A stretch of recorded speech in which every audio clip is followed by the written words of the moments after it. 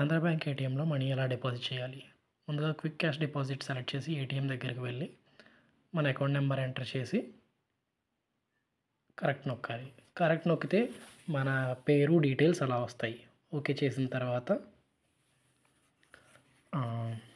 500 notes, 100 notes, 200 notes అక్కడ పెట్టాలి. అక్కడ పెట్టి కంటిన్యూ చేయాలి.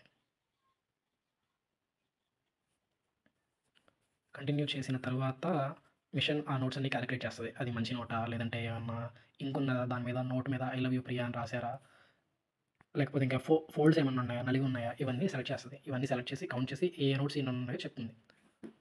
దాని తర్వాత మిగిలిన రిటర్న్ వచ్చే నోట్స్, నేను చెప్పిన నోట్స్ అన్ని, ఇలాంటి నోట్స్ అన్ని రిటర్న్ వచ్చేస్తాయి. మిగిలినవన్నీ కౌంట్ చేస్తాయి. ఇక్కడ కూడా చెప్తున్నది మిషన్ 2000 నోట్స్ తీసుకోదు, స్పాయిల్ అయిన నోట్స్ తీసుకోదు, ఫోల్డ్ అయిన నోట్స్ తీసుకోదు.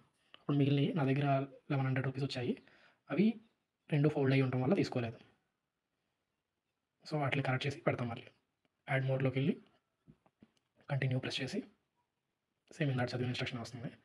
ఆ అమౌంట్స్ దానిలో పెట్టేస్తే నీట్గా కొద్దిగా ఆర్డర్లో పెట్టేసి కంటిన్యూ చేస్తే ఇంకా అవి డిపాజిట్ అవుతాయి. అవి కూడా కౌంట్ చేస్తాయి. మళ్ళీ దాని రిక్వైర్మెంట్స్కి ఎలిజిబుల్ అయితే అవుతుంది ప్రాసెస్. సో మళ్ళీ రివైజ్ అవుతుంది. ఫస్ట్ నుండి ఉన్న అమౌంట్ మొత్తం క్యాలిక్యులేట్ చేస్తుంది. సో ఇక్కడ కూడా మళ్ళీ అదే చెప్తుంది, ఏమైనా ఎక్స్ట్రా నోట్స్ డ్యామేజ్ ఉంటే తిరిగి రిటర్న్ తీసేసుకోమని. సో ఈ 500 నోట్ ఇంకా అవ్వట్లేదు. దీన్ని నేను బయట చేయాలి. ఇంకా డిపాజిట్ అమౌంట్ చేయగానే నా అకౌంట్లోకి వితిన్ సెకండ్స్ క్రెడిట్ అయిపోతుంది. సో ఇంతే. Thank you.